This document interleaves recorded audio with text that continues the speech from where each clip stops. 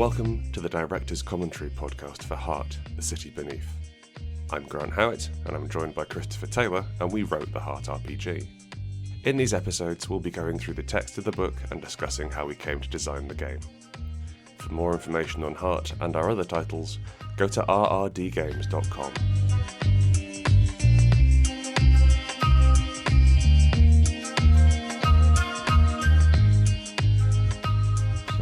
Here we are with the Incarnadine. The Incarnadine? I love the fuckiest Incarnadine. Class. It is the fuckiest class, isn't it? These guys are the mirror of the Azerite from Spire. Mm. And they are also Chris's class. I think that I had the Vermissian Knight. That was kind of my thing, which was important to me. And but Incarnadine is Chris's putting the grim back into grimdark, and then also putting in the dark. It's my heart, baby. Chris wrote the intro for the Incarnadine, and it was it directly mentioned a child's coffin. It did. Which, I had to sort of rework. No, I couldn't get my brain around it unless I wrote it in this incredibly purple prose. Carrying your debt like a child's coffin? That was it. Yeah, I had to put it in incredibly purple prose because the thing about Incarnadines is they're so brutally sad. And cruel and petty. What's and the deal with protagonists? Talk to us about Incarnadines. So Incarnadines follow the god of Incarn, or rather, follow is the wrong word. Have to follow the god of Incarn. I want to use the word hawk, as in hawk too. Yes. Essentially, what's happened is they got into enormous karmic debt. So they used things like the Azurite ability to buy friends and skills and domains too much. They overdid it. They went overly luxurious with it. And then one day they kind of went home and found that Incarn had repossessed their family. The family was still there. They'd just forgotten who this person was and told them to get out of their house.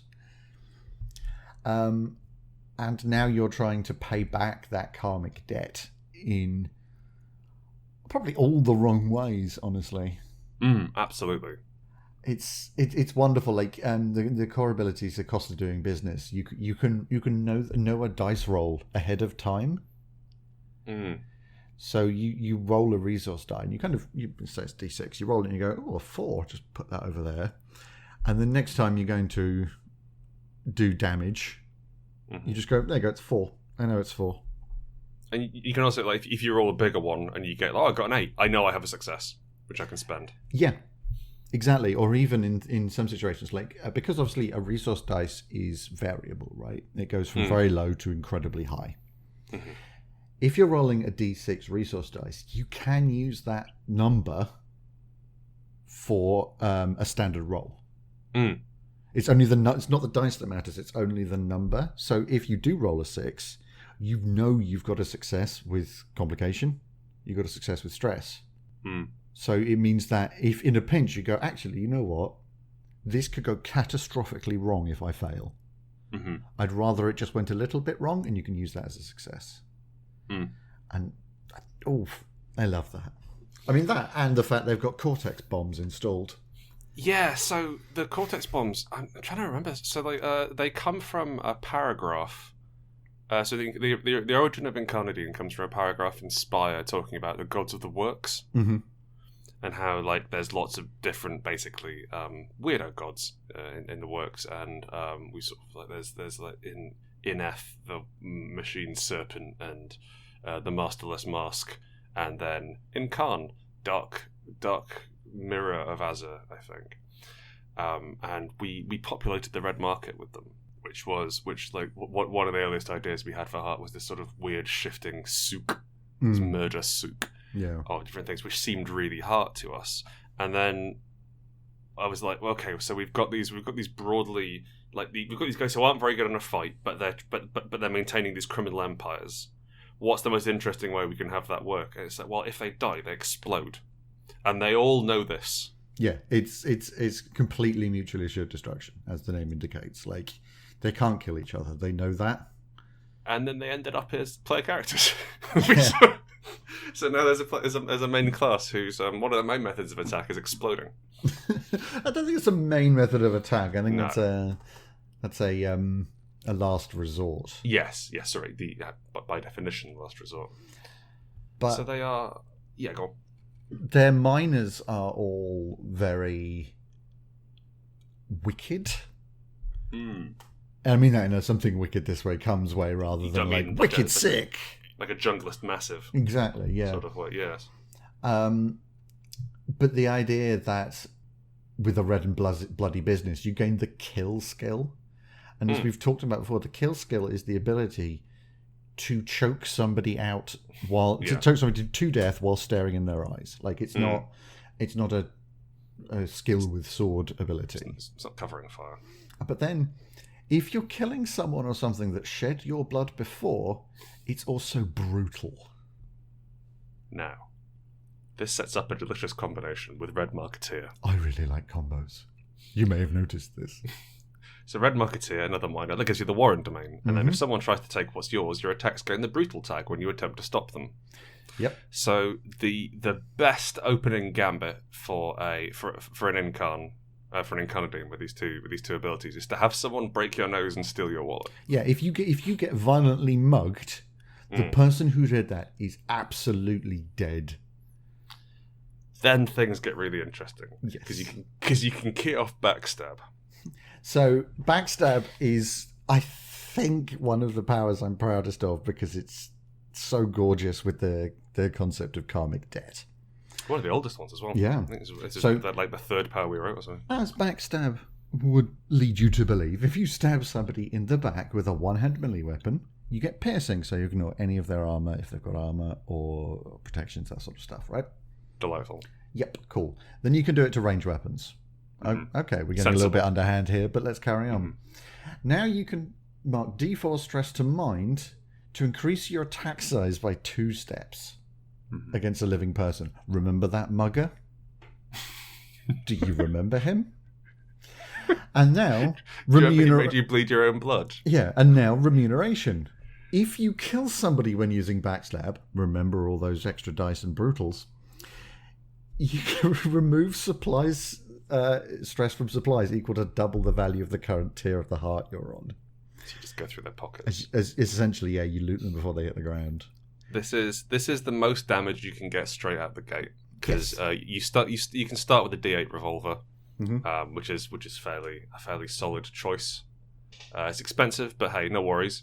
So you only need to shoot it once. You start with a D8 revolver. You make sure the guy robbed you and hit you beforehand, and then you're doing D12 damage with 2 brutal tags. So you're rolling 3D12. Pick the highest. And you can reload that expensive revolver if you killed them. Yes. And I think this underlines the most important thing about Heart. Well, one of the most important things about Heart is that your bullets aren't magically doing more damage. No. To the guy, like you aren't magically enchanting your bullets. Your muscles aren't stronger than the other guy. It just matters to you more. Yeah, you give more of a shit about it than they do, and thus that's power. Turns out I wanted your blood to be outside your body more than you wanted to be inside. That's funny. Yeah, I mean this is something that comes from our deep love of Unknown Armies. This like I wanted this so hard the cosmos aligned to match. Yeah, that's how it works. Yeah, that's story games, and I really like the Incarnadine for that. Where like with Broker, you can remove D6 stress from any resistance for one nearby character other than yourself. Hooray! Yeah, it's really good. So you risk stress to remove stress. That's a heal at essentially level 1. That's pretty rad, and you can now do it from yourself. Amazing. And now you can move minor fallout to willing targets. So if somebody's got, a bashed up hand and can't fight properly, you can shift it to somebody who doesn't need that hand to fight. And now you can do it to somebody who isn't willing. You bastard. It is possible to throw your gunshot wound at the guy who shot you. Yes. Yeah. As long as you can touch them. Yeah, it's arm's reach, which we started using a lot in this book. Yeah. In terms of it's a really nice it's a really nice shorthand for how far away someone is, because nearby is quite vague, but within arm's reach, like, you've got maybe a bit of movement in there. You've got a couple of steps. Yeah, like you can lunge. It's It's not like right up in your face, but it's not a long way away.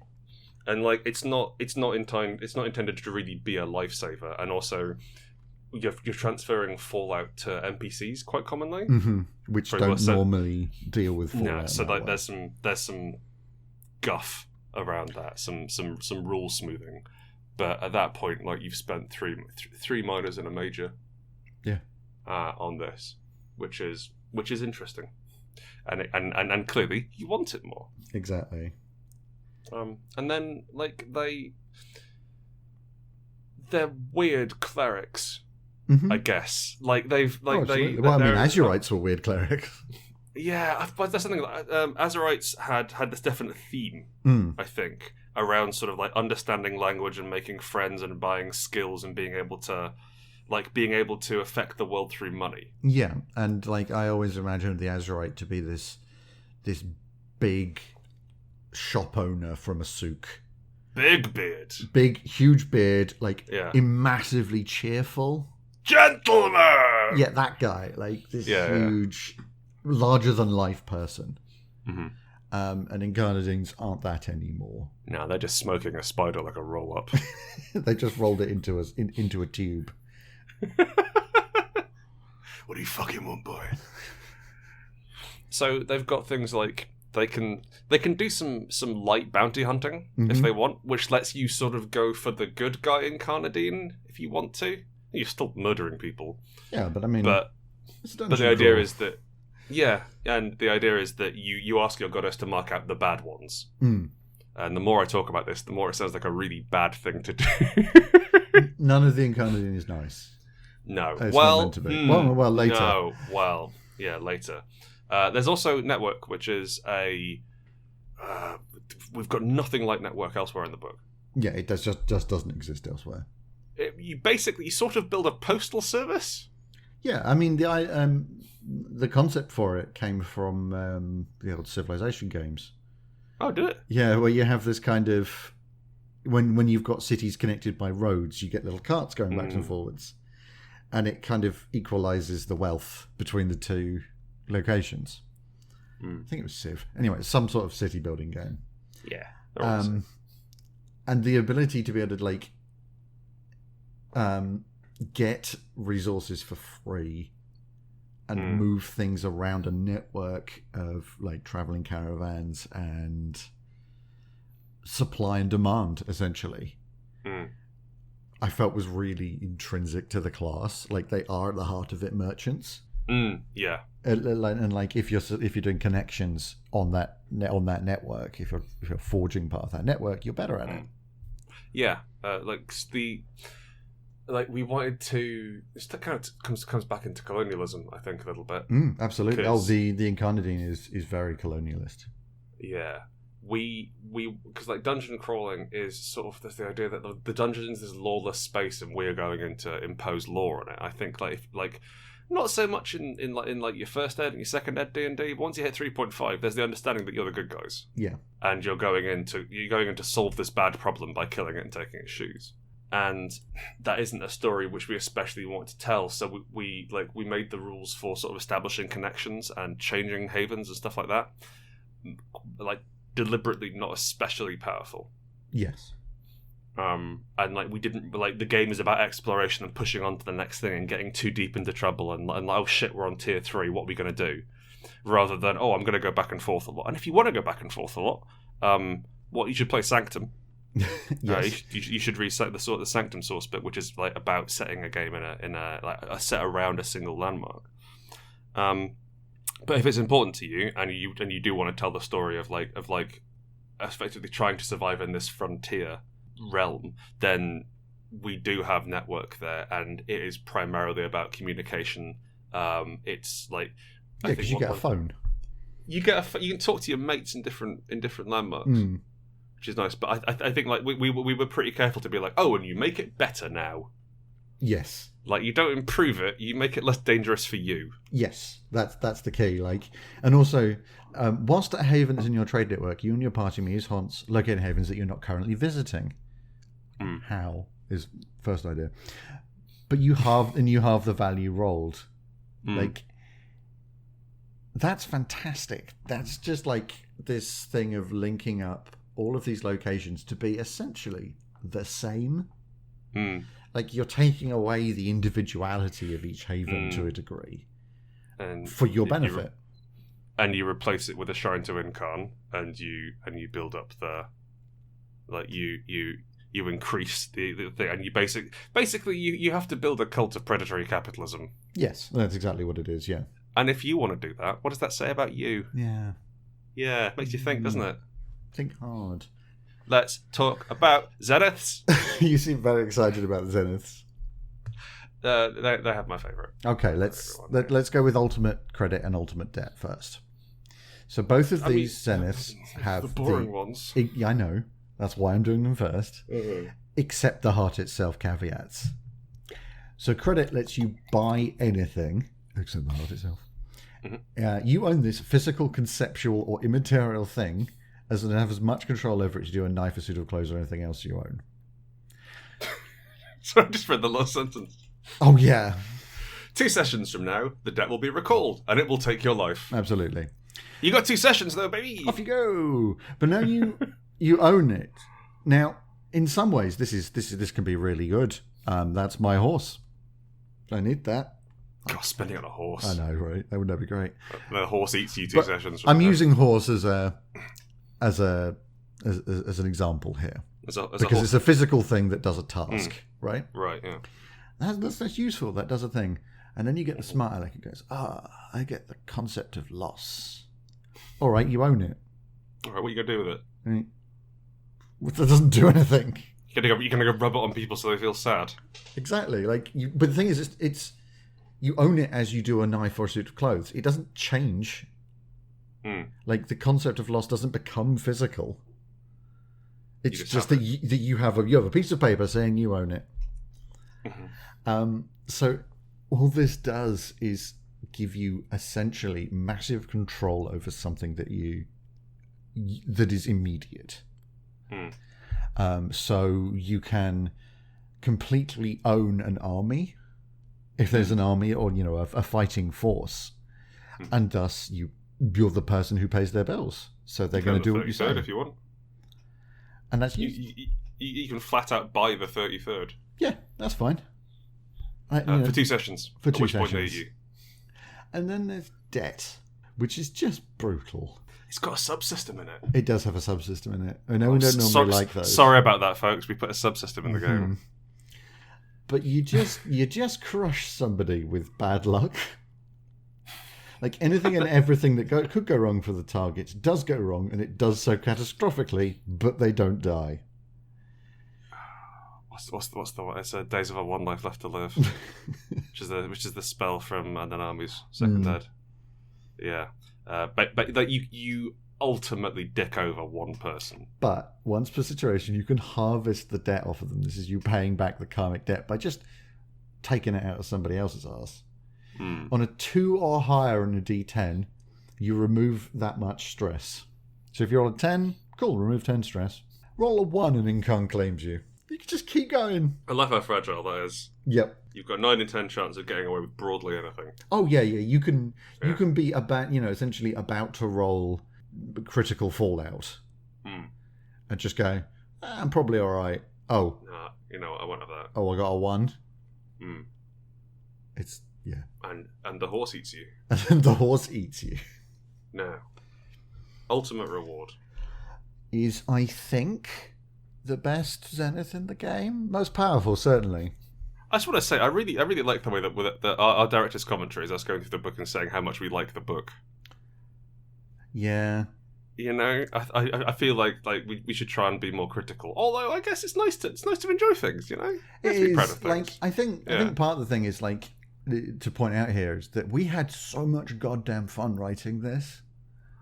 We did actually, yeah. Like it was definitely hard in parts. Oh, like, it was hard, but... like trying to get the third minor on something where we only had ideas for 2. Yeah, but then we do the zeniths, and we spend a day on them, and they just fucking flow. And that's why we're getting excited about it. And one of the things I wanted for the Incarnadine was, because they're these cruel, petty, awful little people, they get the option to win that nobody else really gets. You leave the heart, you die maybe a decade from now, 2 decades, surrounded by your loved ones. Yeah, That's and it. like the cleaver does get to go to heaven in one of those. Yep. But it's the sort of heaven where you have to strangle deer all day. And at some point, somebody's going to replace you in heaven. Those are 2 different ones. Oh, they are, okay.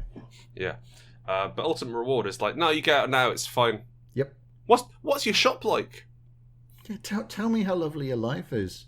Why don't you open a nice little shop? But I think one of the things I wanted to kind of point out with that is that as an Incarnadine, you have done a grubby thing or 2 in your life.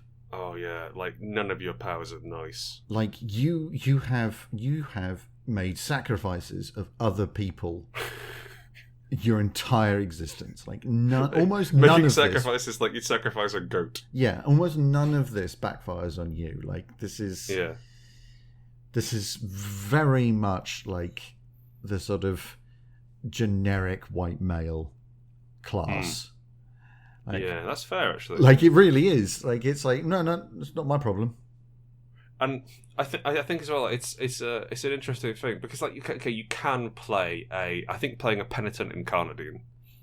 Oh yeah, there are absolutely ways to play. Few ways you can get away with this. You go penitent Incarnadine, and you can gradually work your way up to ultimate reward with things like karmic debt, and like I'm going to hunt down bad people to try and make the universe a better place. So you can play it straight and end that, but far more likely you're going to be an absolute dickbag because we gave you all the tools to do so. Yes, and then ultimate reward has no mechanical benefits. It doesn't change anything in the story aside from you get to stop playing. It gets rid of you, the problem. But ultimate credit lets you have anything you want, and ultimate debt lets you ruin one person's life and largely become immortal for except for 10% of the time. And I think it's kind of cool that what's the most I think the most interesting snacky power in the game isn't teeth volcanoes. Yeah. It's not being here. You get to stop playing. I think there's almost the element of it's not real though, is it? Right? Ultimate reward, it's a dream, right? No. You know what I mean? It almost doesn't feel real. Yeah. Because you've come so far to do this, it seems weird to just sort of, actually, cool, bye. Yeah, and I mean that's one of the things. Like the one of the nice parts about ultimate reward is that you can interpret it any way you want to.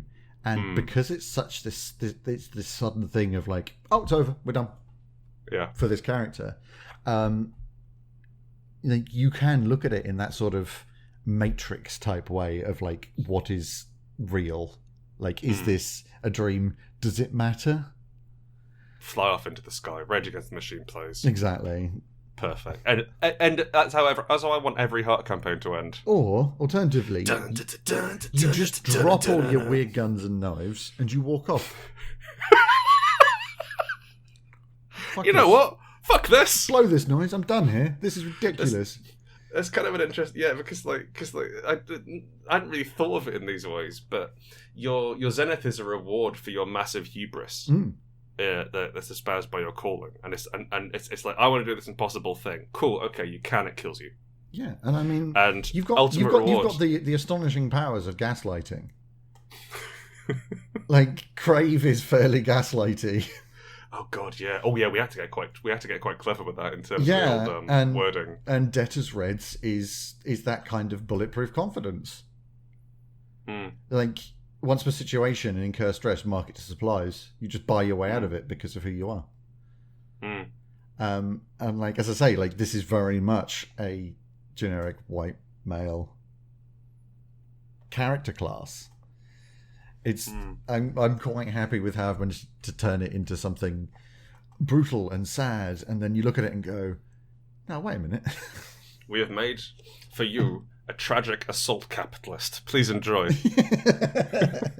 Pretty much. Shall we move on? Let's.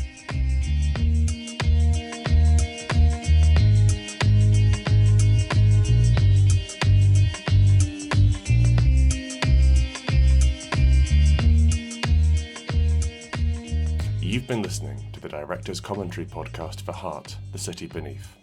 I was Grant Howitt, and I was joined by Christopher Taylor, and we wrote the Heart RPG.